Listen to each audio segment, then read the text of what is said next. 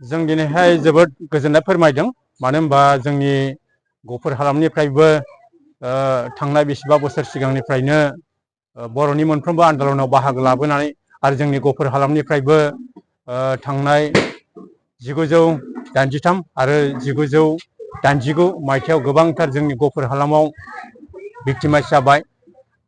जोंहा बे बर' सोमावसारनायाव बाहागो लानायनि थाखायनो जोंनि गफुर हालामाव गोबांथार माने भिक्टिमाइज जानो गोनां जादों पुलिस मिलिटारि आरो गुबुन हारिफोरजों।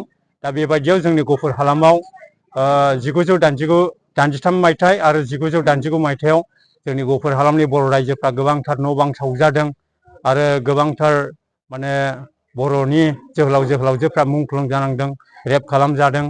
दा बेनिखायनो नैबे समाव जोंनि बे गफुर हालामाबो जे हाबसननो मोनबाय बे बिटिआर एकर्डनि गेजेरजों।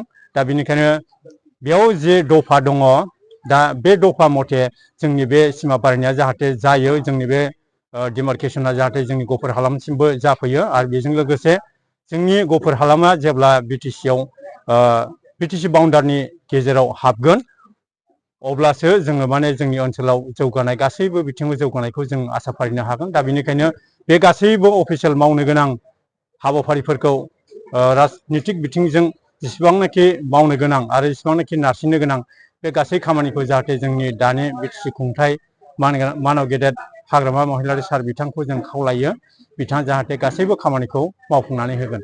गोजोन्थों। आरो जों खोब खुसि जादों, रंजादों। दिनै गफुरबासि रायजोफ्रा गोबाव दिन आन्दलननि गेजेरजों दिनै बे खेबाव जों बिटिसि एकर्ड डेखौ जों खुंफेराखैमोन, नाथाय दिनैहाय गिबि खेब हिसाबै जोङो बिटिसि एकर्ड डेखौ जों फालिनो मोननायखाय जों गासैबो गफुरबासि रायजोफ्रा एबा बिपिएफ हान्जानि सापर्टारफ्रा जोङो बे जोंनि बिटिसि एकर्ड डेखौ फालिनो मोननायखाय जोबोद रंजादों। आरो बिसेसकरि आरोबाव जों हामबाय होनदों दिनै जे बिटिसि एकर्डआ जोंनि दैदेनगिरि बिएलटिनि नेतृत्व होबोनाय हाग्रामा सारनि दैदेननायाव बे बिटिसि एकर्डआ 2003नि 10 फेब्रुवारियाव एकर्ड जादों। आरो बेखौनो जोङो लोगो लोब्बा लानानै जों दिनै गफुरबासियाबो दिनैहाय बे बिटिसि एकर्डखौ जों फालिनो मोननायखाय जोबोद गोजोननाय मोनदों आरोखि।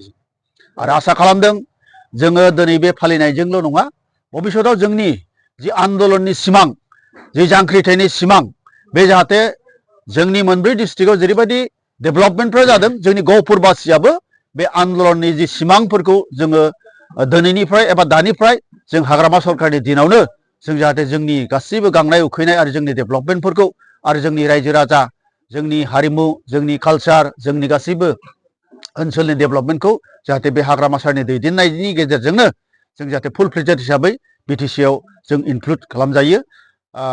बेनिखायनो जोङो बे मिडियानि गेजेरजों नोंथांमोनखौ जों फोरमायनाय जाबाय।